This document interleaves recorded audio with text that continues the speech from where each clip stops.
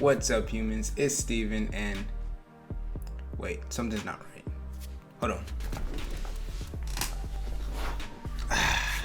Much better. What's up, humans? It's Steven, and this is my review of my very first Premier League season. So the final match day just finished up yesterday. I took a day to kind of collect my thoughts and see what I wanted to say. Also to mourn the loss of my poor Wolves. Oh my God. That was brutal. Arsenal didn't have to do us that way. But yeah, I just wanted to come on and give my thoughts about what it was like experiencing my first Premier League season. So for those of you who are new to the channel, let me give you a little bit of background on my soccer journey. I grew up very interested in the sport. I really liked it. I liked the way it looked. I liked the way it played. But I didn't really get a chance to watch it because they didn't really broadcast it here in the States. So I pretty much just played FIFA. That was my gateway into the sport, and watching a little bit of Ronaldinho clips on YouTube and stuff like that. Played a little bit of soccer in middle school and played again in high school. And me and my brother, we always said that if soccer was more prevalent here in the States, that would have been the sport that we gravitated towards. But instead, we ended up playing football and things like that, and the rest is history. But finally, now that they're streaming the Premier League on different apps and things like that, this year was my first year actually finally getting to sit down and watch the Premier League and follow it like I've followed the NFL for so many years. Wolves is the team that I've chosen to support. Not a great end to the season, but we'll get into that. But yeah, that's just been my soccer journey. I watch the World Cup every year too, support America and things like that. So my overall thoughts on the soccer season or football season as a whole, this was a phenomenal season. Like, I loved every part of it. It was so good actually finally getting to be a fan. And just in terms of football in general, for me, the past year and a half has just been extremely dope. My hometown where I live got its first professional soccer team, Charlotte FC. They even broke the record for the attendance on their first night out. It's been amazing having them in the city. I got to go to my first professional soccer game. Absolutely wonderful. And then you shift over to the World Cup that happened this year, getting to witness arguably the greatest World Cup final ever. Just absolutely great. And then the Premier League, I mean, that way the season ended, the title race and everything like that, it was exhilarating. It was absolutely great. 10 out of 10, I would say that this is probably one of the best seasons of football in general to be a new fan, a first-time fan, because it has gotten me hooked, and I plan to continue watching it. Like, soccer, football has now become my favorite sport. So that's big because I've loved football my entire life. So yeah, this has just been an overall great season. So shifting over to the Premier League, congrats to Manchester City. From what I hear, this is your third in a row, I believe. Good job to those guys. They played it out. They played it through. To me, I know Arsenal was ahead, top of the table for 248 days was it? But to me, and I'm pretty sure to some other people, it never really felt like Arsenal was gonna win. It always felt like this was Man City's season. It felt like they were the best team. It's kind of like, the league was here, Arsenal was here, and then Manchester City is just like up here on another level. So congrats to them for playing it out. And for most of the season, like even probably when it was coming close to the end of Arsenal's time at the top of the table, you could kind of tell that the main reason they were there, now this is no shots to Arsenal because they played a phenomenal season, but City dropped some points early in the season that they shouldn't have dropped, which happens to everybody. In any sport, you're going to come up against teams that you shouldn't lose against, you shouldn't draw against, and you just don't have your best effort. And I want to say after the World Cup, Arsenal went on a streak of playing, mid-table to bottom of the table teams, so that also helped in their run. But I mean, still hats off to Arsenal. They're such a young squad, and they played really well, especially Martinelli and Saka at the beginning of the season. That was a duo that was really tough to crack out there on the wings. And so we'll see what happens come next season, if they can, cultivate that, if they can regain that form that they had most of the season. I mean, they looked pretty good yesterday against Wolves. But yeah, ultimately, Manchester City just has a lot of firepower and is a very good team. And so we'll have to see what happens next year. When you break the season down overall, you could always tell that Man City was probably going to win it. They finished the season tops in wins, touches, goals, passes, and fourth in clean sheets, whereas Arsenal was second in wins, fifth in touches, second in goals, and fourth in passes. A great season nonetheless for Arsenal. And I know a lot of people were, kind of talking about, oh, they choked and this and that. I don't think they choked. Like I said, I think this was Manchester City's season from the get-go. When we saw Haaland score a hat trick in like game one, it was kind of evident then that this was going to be what they were up for. But yeah, congrats to Man City. Congrats to Arsenal for putting together the season that they did. You shouldn't take anything away from them. And I'm excited to see what happens next year. So predictions for next season.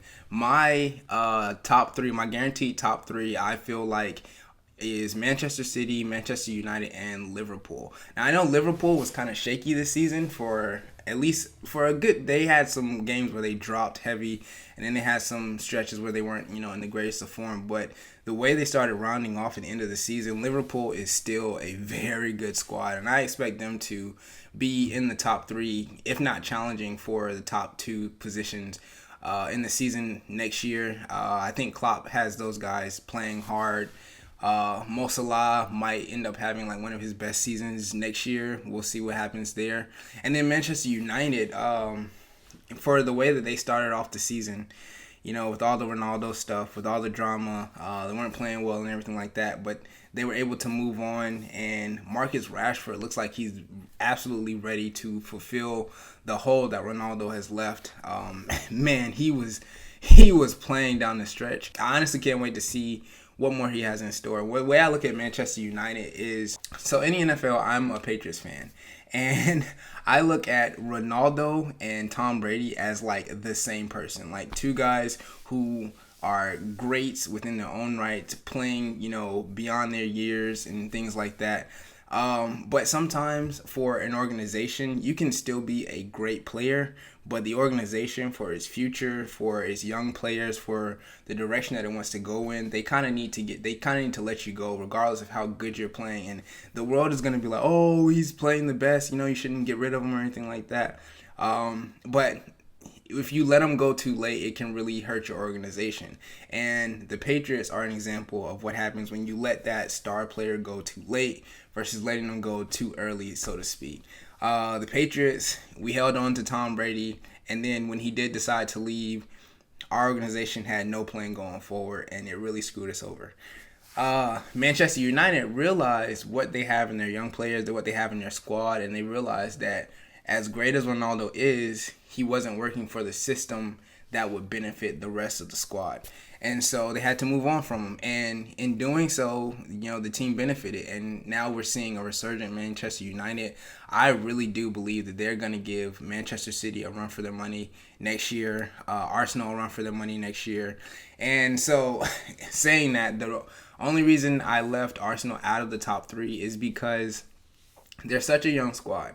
And you never know when it comes to a season like this to be on such a high and be at the top of the table. Again, 248 days they were at the top of the table. To do that and then ultimately, when it comes down to the stretch, you don't deliver. Like, because it was in their hands. All they had to do was win. For it to come down to that and you don't deliver, it can do a lot of things to your psyche. Like, it can either demoralize you as a squad, or it can galvanize you and make you come back, full strength, better than ever next year. And because they're so young, and because we haven't seen them necessarily be in this position before, we gotta take the wait and see approach. I still expect them to be good next year, but you just really don't know. And I imagine the first couple of games are going to be really huge for them to come out strong, start off strong, let everybody know that we are that squad. We are still here to challenge.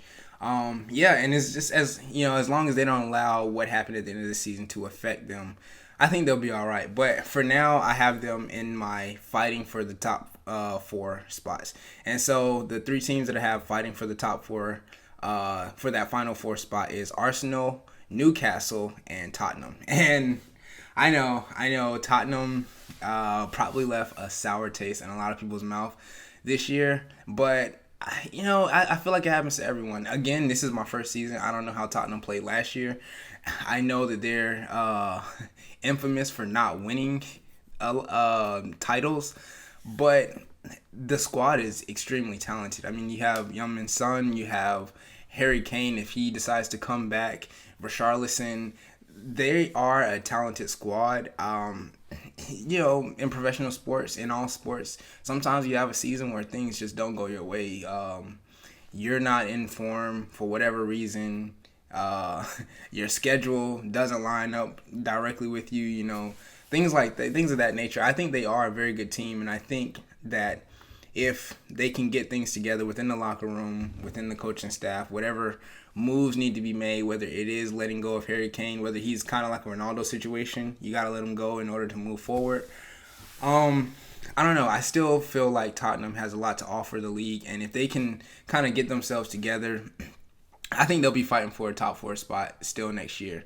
And then the 3 teams that I have fighting for the final European spots are Crystal Palace, Aston Villa, and I want to say Brentford, because I like the way Brentford was putting together matches in the back half of the season. They were playing some really good football, but of course with the Ivan Toney news, who knows how that's going to affect them. He is a very good player. But they have a lot of good players on that squad, and I'm pretty sure that they can pick up the slack. It doesn't seem like it's affected them too much so far. But we'll have to see. We'll have to see what happens going forward at the beginning of next year until he gets out of his suspension. But yeah, though, that's my list for next season. Again, this is my first time watching the Premier League, so I could be completely wrong top to bottom about all of that. I'd love to hear what you guys have to say about that. Who you think is going to finish in the top 4, the top 3, and the European spots and all of that. If you want, you can comment your list down below, and I'd love to take a look at it because I am curious about what the general consensus is after this season. So now we get to talk about my guys, Wolves. Oh man, Wolves. I gotta say though, what a year! This was a hell of a ride. When you consider how bottom of the table at Christmas, and within the last two matches of the season, you're safe. You got to tip your cap to them because I, for a minute there, thought I had picked the wrong squad to root for. I was like, oh my God, there's no way I'm going to be able to watch championship football next year. I'm not going to know what's happening with Wolves. I put my money on this team. But nah, they ended up becoming safe. My thing with them is I feel like we haven't quite found our consistency yet. I don't think we found the rotation that can be the most consistent for us. And now we have a lot of questions coming up in the offseason as far as players.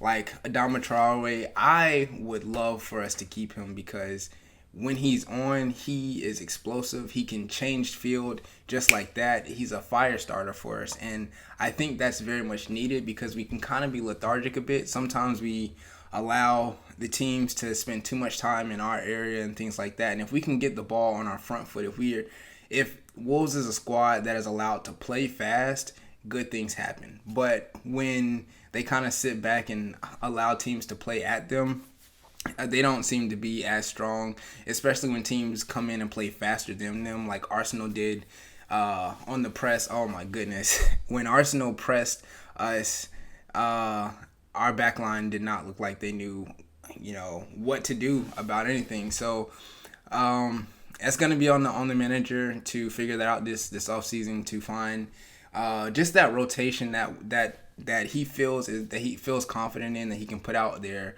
on any given match day and compete with the best, because there is a lot of good on this squad but just lacking a lot of consistency. Probably going to lose Ruben Neves this year.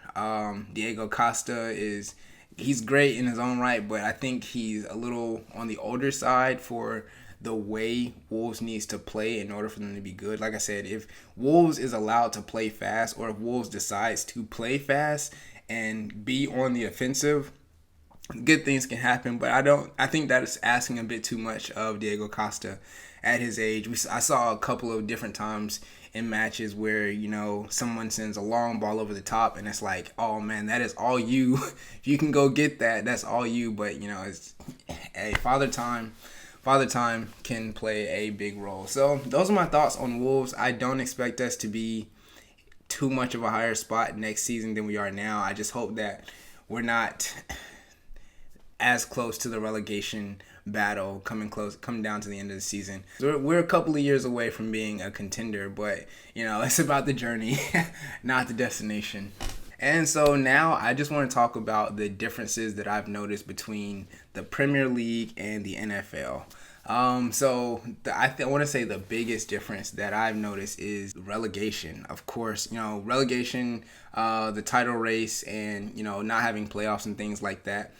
I will say that this season was probably the best season to come in on as a new fan, especially as far in terms of no playoff system or things like that. Because when you come from a sport that has a playoff system, it's a bit tough to get used to the idea of team with the most points wins the league, because in football and basketball and even baseball here in America, the idea is if you want to be the best, you got to beat the best. And having that face off, that 1v1, have it all come down to that. You have to beat this team if you want to be considered the best.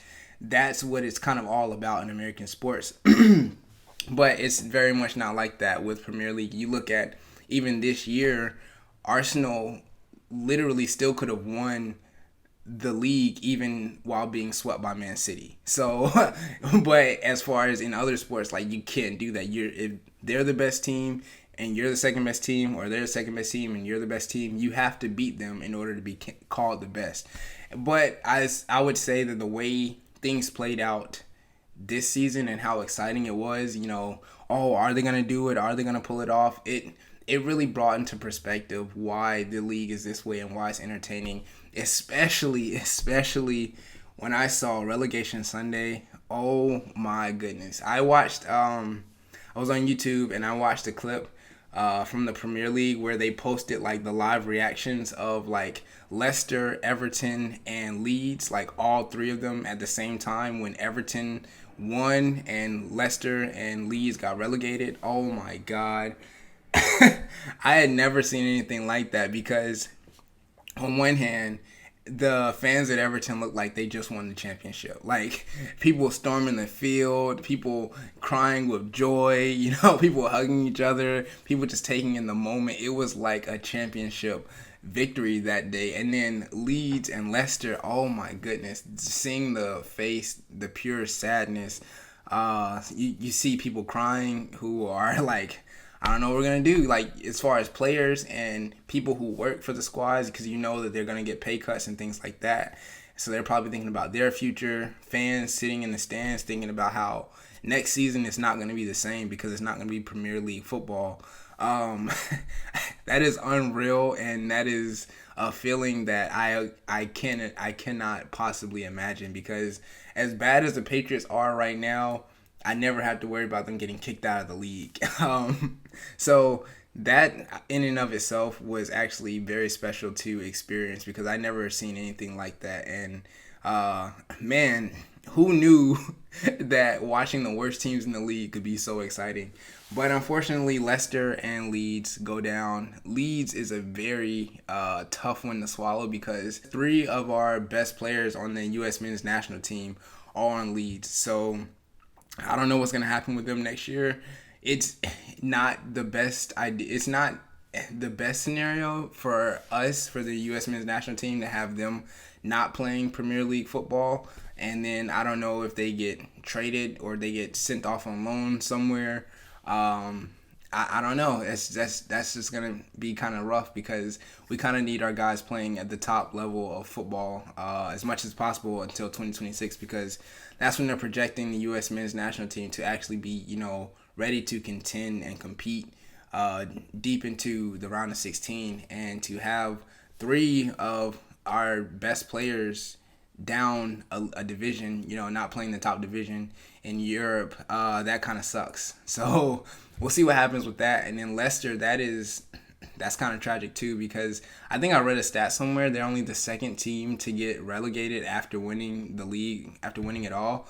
So my heart goes out to those fans. I do think that they'll probably come back up next year. I've never seen the championship, so I don't know what any of those teams play like, but I imagine they're good enough to finish in the top 3 next year. So hopefully we can see Leicester back in the Premier League next year. But yeah, that's pretty much all I have for this review for this season. Again, 10 out of 10 season. I'm so glad that I got to watch and experience everything that went down in terms of my first Premier League season. Also following the Champions League. That still hasn't happened yet at the time of recording this video. But yeah, it's been so great, and I'm probably gonna do this again next year, do another review, because I want to see where my knowledge of the game progresses. And if you want to follow me on this journey, feel free to subscribe and stick around. Turn on post notifications so you never miss a video when I drop it. But that's going to do it for today's video, guys. Thank you so much for joining me. Remember to drink some water. And if no one's told you today, just know that I love you. Peace out, everybody.